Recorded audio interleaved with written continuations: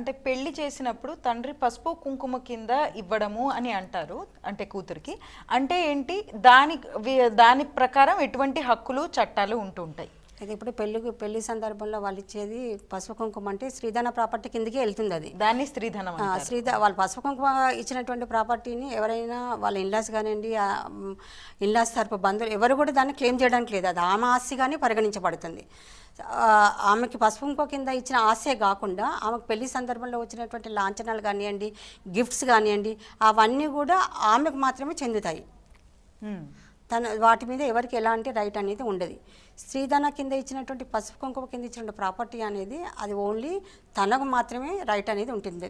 తన పిల్లలకి తనకిష్టమైన వాళ్ళకి ఇచ్చుకునేటువంటి హక్కు మాత్రం తన ఎవరైతే ఉమ్మెనకు పొందుతుందో ఆమెకు మాత్రమే ఆ రైట్ అనేది ఉంటుంది. ఓకే, అంటే దాన్ని ఏ విధంగానైనా రిజిస్టర్ చేసుకోవడం అట్లా ఏమైనా చేయాలా? లేదు అంటే పసుపు కుంకుమ కింద ఇచ్చినది ఖచ్చితంగా స్త్రీకి చెందుతుంది అని రూల్ లాగా ఏదైనా ఉందా చట్టం? లేదంటే ఎలా? పసుపు కుంకుమ కింద ఇచ్చినటువంటిది లావాదేవీల్లో మనకు డాక్యుమెంటరీ పరంగా ఉంటుంది, గిఫ్ట్ సేల్ ఏదో ఉంటుంది. అలా కాకుండా ఒక ప్రాపర్టీని రాతపూర్వకంగా రాసిచ్చినా కూడా అది వ్యాలిడిటీ అవుతుంది. అప్పుడు ఒకవేళ కొన్ని సందర్భాల్లో వాళ్ళు రిజిస్ట్రేషన్ చేయించుకోలేరు, ఆ ప్రాపర్టీ కూడా ఆమె స్త్రీధన ప్రాపర్టీగానే పరిగణించడం జరుగుతుంది. అంటే రిటర్న్గా వ్రాతపూర్వకంగా రాసిచ్చినట్టు ఏ ప్రాపర్టీ కూడా స్త్రీధనంగానే భావించడం జరుగుతుంది. బాగుందమ్మా, ఒక కాల్ తీసుకుందాం. హలో. ఓకే, కాల్ డిస్కనెక్ట్ అయింది. అట్లనే గిఫ్ట్ డీడ్ అంటారు. గిఫ్ట్ డీడ్ అంటే ఏంటి, రిజిస్ట్రేషన్ అంటే ఏంటి? ఇప్పుడు గిఫ్ట్ డీడ్ అంటే మేడం, ఇప్పుడు ఒక తల్లి కూతురికి ఇవ్వడము, తండ్రి కూతురికి ఇవ్వడము, ఆ ప్రాపర్టీ ఏదైతే ఉందో అంటే వాళ్ళ లవ్ అండ్ అఫెక్షన్తో ప్రాపర్టీని వాళ్ళకు నా పేరు మీద ప్రాపర్టీని వాళ్ళ కూతురికి చేయడము, అదేంటంటే గిఫ్ట్గా ఇవ్వడం జరుగుతుంది. గిఫ్ట్ అంటే ఏంటి, ఇక్కడ ఇక కన్సిడరేషన్ అనేది ఉండదు, ప్రతిఫలంతో చేసేది కాదు, ప్రేమతో ఇచ్చేటువంటి ప్రాపర్టీ కాబట్టి గిఫ్ట్ అనేది జరుగుతుంది.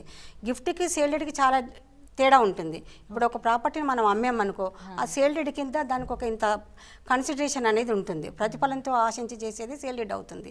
లవ్ అండ్ అఫెక్షన్తో కూతురు తల్లికి ఇవ్వచ్చు, తండ్రి కూతురికి ఇవ్వచ్చు, తల్లి కూతురికి ఇవ్వచ్చు, అది ప్రతిఫల అపేక్ష లేకుండా ఇచ్చేటువంటి ప్రాపర్టీని గిఫ్ట్ రూపంగా చేయడం జరుగుతుంది. అది ఎప్పుడైనా చేయొచ్చు. ఆఫ్టర్ ఒకవేళ తండ్రికి కనుక తన కూతురికి ఇవ్వాలనుకుంటే బిఫోర్ మ్యారేజ్ ఇవ్వచ్చు, ఆఫ్టర్ మ్యారేజ్ ఇవ్వచ్చు. ఎప్పుడైనా ఆ ఆస్తిని గిఫ్ట్ రూపంగా తండ్రి కూతురికి ఇచ్చితే కూడా దాని గిఫ్ట్ సేల్డెడ్తో సమానంగానే ఉంటుంది. ఓకే, అయితే దీని చుట్టూ కూడా కొన్ని వివాదాలు ఉంటాయి. అంటే ఒక తండ్రి ఎవరికో ఒకళ్ళకి గిఫ్ట్ డీడ్గా ఏదైనా ఇస్తే కూతురికి కానీ కొడుకు కానీ దాని మీద ఏమైనా హక్కు ఉంటుందా? ఒకసారి గిఫ్ట్ డీడ్ అయిపోయిన తర్వాత దాన్ని మళ్ళీ అనేది ఇల్లీగల్ చేశారు అంటే వాళ్ళ ప్రాపర్టీలో అతను చెందాల్సింది ప్రాపర్గా చెందకుండా కూతురుకు చేశారు అని అంటే కనుక అతను ప్రూవ్ చేసుకోవాల్సి ఉంటుంది కోర్టుకు వెళ్ళేసి. అలా కాకుండా ఈక్వల్గా ఇప్పుడు ఏ తండ్రి అయినా కూడా కూతురికి ఇచ్చే తండ్రి కొడుకుకి ఇచ్చే కూతురికి ఇస్తాడు, కొడుకుకి ఏం లేకుండా కూతురికి ఇవ్వడం జరగదు. సో కూతురికి ఇచ్చిన దాన్ని కూడా ఛాలెంజ్ చేస్తే కనుక ఆయన సెల్ఫ్ ఎక్వైరీ ప్రాపర్టీ అయితే కనుక ఆయన ఎవరికైనా ఇచ్చుకోవచ్చు. దాన్ని ఛాలెంజ్ చేసినా కూడా ఆ తండ్రి వచ్చి రేపు కోర్టుకు వచ్చి కోర్టులో కనుక నా ఇష్టపూర్వకంగా నా కూతురికి ఇవ్వడం జరిగింది అని అన్నప్పుడు ఆ పూర్తి హక్కులు అనేవి అమ్మాయికే ఉంటాయి. దాన్ని ఛాలెంజ్ చేసినా కూడా ఈవెన్ సెల్ఫ్ ఎక్వైరీ ప్రాపర్టీలో ఎవరికైనా ఇవ్వచ్చు. ఛాలెంజ్ చేసినా కూడా ఇచ్చినటువంటి వ్యక్తి కనుక నా ఇష్టపూర్వకంగా ఇచ్చాను అని అంటే అవతల వ్యక్తి క్లెయిమ్ అనేది నిలబడదు.